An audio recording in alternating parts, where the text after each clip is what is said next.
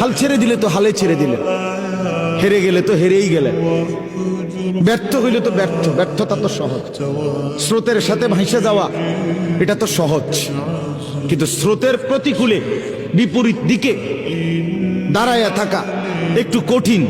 কিন্তু যদি কেউ হিম্মত করে দাঁড়াইতে চায়, একদিন বিজয় তারই পদচুম্বন করে, সে জিতেই যায়। কষ্ট হয়, হয়তো একটু সময় লাগে হয়তো।